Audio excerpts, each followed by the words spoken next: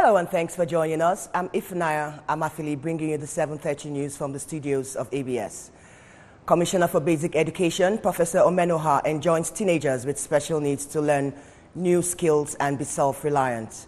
ABS Film Academy admits 100 youths for 3 months certificate course in film production.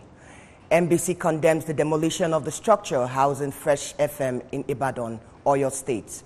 And on the foreign scene, Saudi Arabia's public prosecutor seeks death penalty for 5 activists, including a female rights defender, Israel Gomham.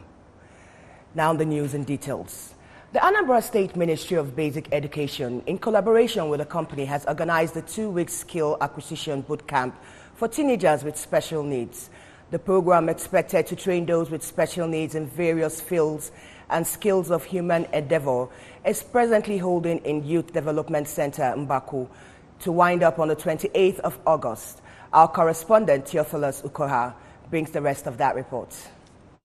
The Commissioner for Basic Education, Professor Kate Omenoha, charged the participants to appreciate the enabling environment created by Governor Willie Obiano to learn skills that will help them in life. Professor Omenoha advised them not to accept failure and to believe that nothing is impossible in learning new skills to become self-reliant. But the important thing is that, number one, nothing is impossible. Yes. Say that. How do you say that? Nothing is impossible. Say that. Nothing is impossible. The lead consultant of the organization, Mr. Emmanuel Obieze, said that participants will be trained on photography, tailoring, shoemaking, music, dancing, hairdressing, catering, and painting. He thanked the state government who, through the Ministry of Basic Education, made possible the Skills Acquisition Boot Camp program. This program was put together because most of us are seen as disabled. But the government and the ministry, they are not seeing us as such. They are seeing us as people with special abilities. The Senior Special Assistant to Governor on Special Education, Mrs. Ifi Enekwichi, said the participants who are of special needs are enthusiastic and are fully ready to acquire new skills. These children are learning very, very fast. They're very happy to, leave their homes to come to this, special event to, participate and do a lot of things. It's a wonderful something. A teacher from one of the schools for the special needs people, Mrs. Priska Nathaniel, outlined some of the challenges they encounter in teaching the special needs children, but however assured that at the end of the program, a lot will be impacted on the students. Some of the participants through the audience with skills they have learned.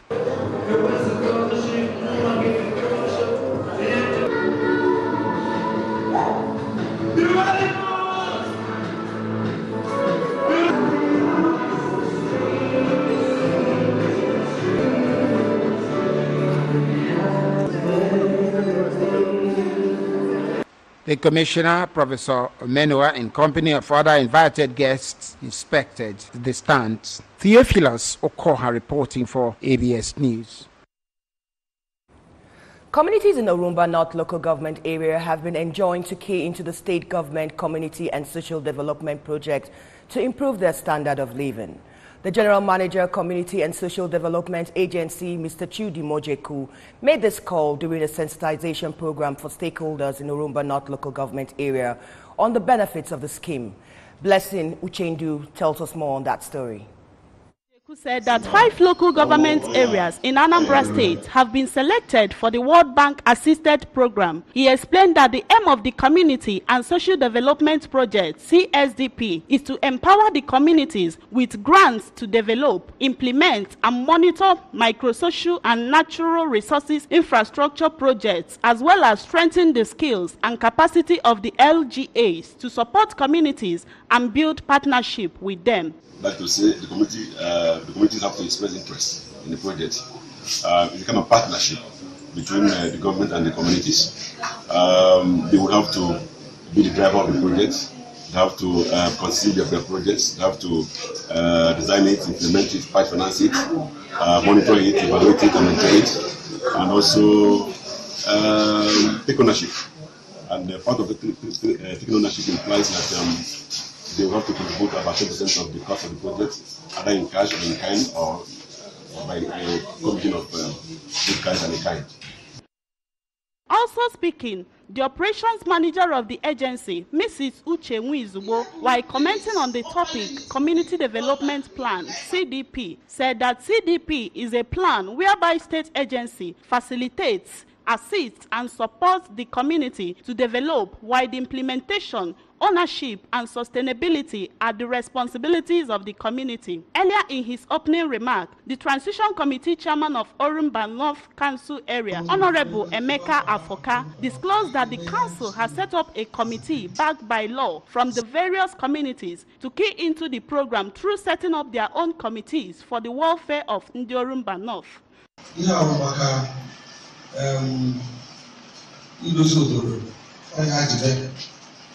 So I'm going to know about the only kind as the people. And I'm going to stay on the company as the people to support them.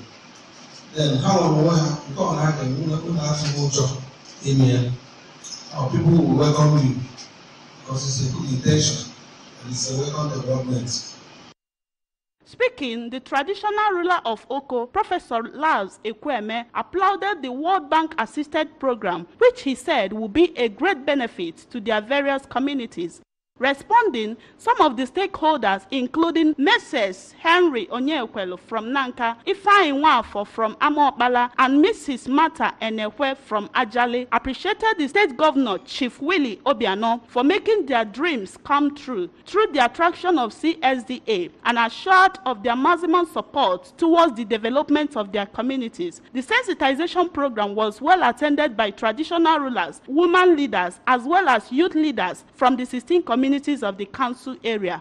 From Ajale, Orumba North Council area, Blessing Uchendo reporting for ABS News. The Managing Director and Chief Executive Officer of the Anambra Broadcasting Service, Nze Uchenwara, has charged students of ABS Film Academy to be serious with their studies throughout the 3 months certificate course in film production under the academy to make their dreams of becoming stars in creative industry a reality. Nzemwara, who is also the rector of the academy, gave the charge during the induction ceremony of 100 youths who received scholarship to be trained under the academy from Max Life Foundation, a non-governmental organization of the 2019 Anambra North Senatorial District aspirant, Princess Stella Odwa. Emmanuel Okonkwo tells us more on that story. Restated the commitment of the academy's management to giving the students a qualitative training on acting, cinematography, editing, script writing, makeup, animations, broadcast journalism, and graphic design, among others, through theoretical and practical methods, encouraged the students to make judicious use of the opportunity given them by the philanthropist and the academy so as to actualize their dreams in creative industry. The rector of the academy also urged the students to be creative and participatory throughout the 3 months course, reminding them that the students that would emerge best at the end of the training will be given an opportunity to be trained overseas on film production by the academy. ABS Film Academy. The purpose or the goal of the academy is to empower young people and young at heart. Reverend Father, you're used to charity work. You know, what we're doing here at ABS is charity work with the kind support of His Excellency, Governor Willie Obiano. Students pay 30,000 naira for 3 months. You know, 30,000 naira, of course. If you go to Lagos to do a course like this, you pay 200,000, 300,000 naira for the value that we give. In a remark, Princess Odwa, who was represented by the chairman of the non-governmental organization, Reverend Father Donald Uzo, said the gesture was part of the means through which she empowers youths, noting that the ABS Film Academy is capable of taking the youths off the street through providing them with employment opportunities, calling on the beneficiaries of the scholarship to make the foundation proud during the training. Identify with this program. And we are optimistic that by the end of these 3 months of training, these people will come out experts and they will come out equipped. They also come out to help in empowering other people. You launched this program because it's one that has that desire to see that people are trained, people are meaningfully engaged, that young boys and girls are taken away from the streets because of unemployment. On their parts, some of the beneficiaries, including Mr. Pius Afaro, Ms. Rita Ibano, and Mr. Chukwuemeka Aniagba, thanked Princess Odua for a kind gesture, expressing optimism that the training will make them stars in their various hopeful careers, as well as provide them with lots of opportunities in life. It's an excitement for being privileged to be among those that were selected. It's actually not easy because she's likely to empower us and makes us to get the practical skills that makes us survive in the labor market. So it's more or less trying to make us to be job creator instead of job seeker. In fact, an entrepreneur to the core. Facing her that I'll put on my best efforts and make sure that I do my best. Highlight of the event was handing over of the scholarship check to the rector of the academy, Nzeuche Nwora, by the representative of Princess Odua in Oka. I am Emmanuel Okonkwo, reporting for ABS News. Despite the incessant rainfall witnessed these days, massive reconstruction work is ongoing along Isianyocha-Mbaku Road. The reconstruction work commenced on the road in April this year. Works correspondent Ngozi Obileri monitored pace of work at the site and brings more detail on this. Arrived at the site. Men of the construction firm handling the project were seen at the Isu-Anocha junction, casting a drainage channel where all the waters from Mbwaku and the Ifiti-Isu will be collected for discharge into the Obibia River. ABS also observed that drainage channels have been completed on both sides of the road and inside the Anambra State Polytechnic, Mbwaku. Speaking, the site engineer Mr. Charles Ezemenari said the 7-kilometer road spans through Isu-Anocha junction, Mbwaku junction down to the Polytechnic with its internal roads. Mr. Ezemenari, who explained that even with the rains, they are on site to detect problems for corrections, added that the job is well financed by the state government, promising to hand over before next year as scheduled. Junction down, coming up to Mboko Junction, a little bit towards inside town in Isu, then that's where our hour stopped. Then we'll come inside the school. The only challenges we have is the weather, the rain. It has been disturbing us seriously, but by the grace of God, you can see we are equal to the task. We are trying to push it so that people will see that Anambra State government is actually working. Through the grace of God, we are doing all our best to meet up with the target we gave to the state government, probably plus or minus before next year. The site surveyor, Mr. Chibezo Fojeke, said that they are doing stone base on some parts of the road, after which priming and asphalting will commence. On the drainage construction, Mr. Ofojeke maintained that they have covered 0.850 kilometers, regretting that the rains most often destroy their work. So the work is still going on. Even as I'm talking to you now, work is going at College of Education. That is Federal Anambra State Polytechnic right away. No? They're cooperating. We don't have problem with them, but they do complaints. They complain that as in the delays. Really, that kind of thing. What as in, we are on rainy season anyway, so they are complaining. We are not moving fast. That's the only thing. But they are congratulating us. Some residents of the area, Mr. Ike Chukwu Atanse and Mrs. Amaki Ike, appreciated Governor Willie Obiano for remembering them, as according to them, they have experienced years of hardship on the road.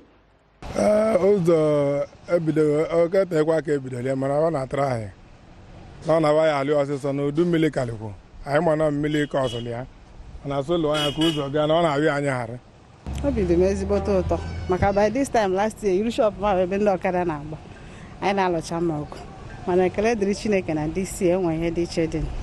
I work a long way to Calais, Corner, Chineke, Gose, and I call them out or to be Cadagasina again, Womachanka coach at the Quenda. Meanwhile, the construction firm created alternative routes for commuters who were finding it difficult to cope due to the terrain of the area from Mbwaku. In Oka North local government area, I am Ngozi Obileri for ABS News. The Standard Organization of Nigeria has called on Nigerians to stop patronizing substandard products in the market, as it is harmful to health. The head of Electrical and Electronics of SON, Anambra State Chapter, Engineer Vigenus Omeje, made this call during an ABS audience participatory program, Good Morning Anambra in Oka. Correspondent Success Odomena, who monitored the program, brings more report on this. An agency of the federal government established by Act No. 57 of 1971 as amended is charged with the responsibility of developing standards and implementing federal government programs on standardization such that both imported and locally manufactured products conform to the minimum requirement of standards and also give value for money. Engineer Omeje describes standard as a consensus document approved by law that stipulates the criteria that a particular product, service and facility must serve the intended purpose, saying that some mandatory complies the opinion of the masses, such as non-governmental organizations, government agencies, industrialists, among others, on a particular standard for a product. He itemized food items, mechanical, chemical, civil and building materials as things they regulate, including life-endangering products and contrabands. Engineer Omeje noted that they go for factory inspections to conduct regular tests and ensure that products and services meet required standards, which also guides them on product specifications. We have mechanical products, we have civil and building products, we have food products, we have chemical products. The only product that SON doesn't regulate is drugs. Okay. Apart from drugs, Standards Organization of Nigeria regulates every other product you can think of.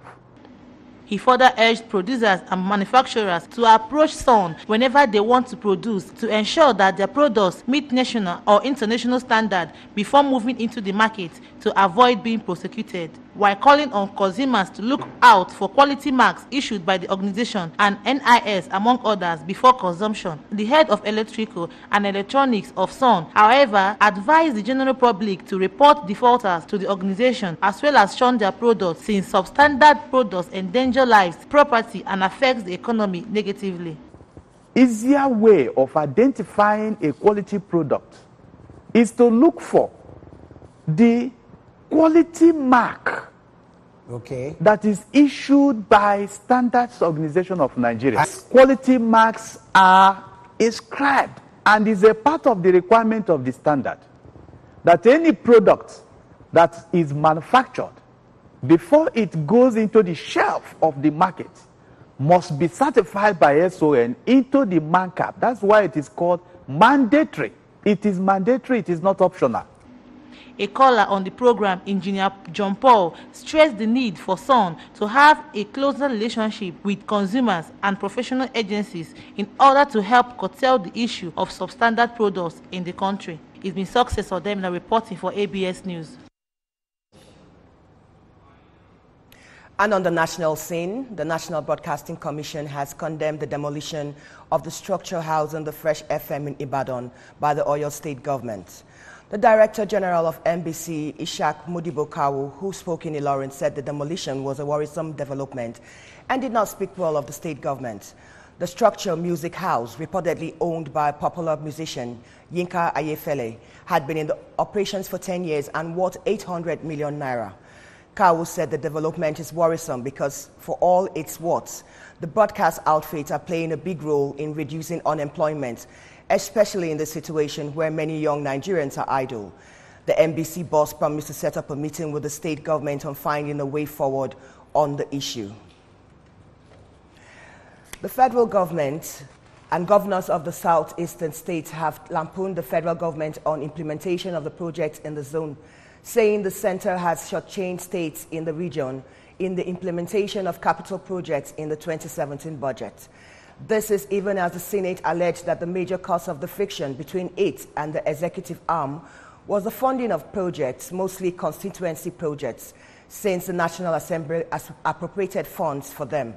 Correspondent Chidima completes the story.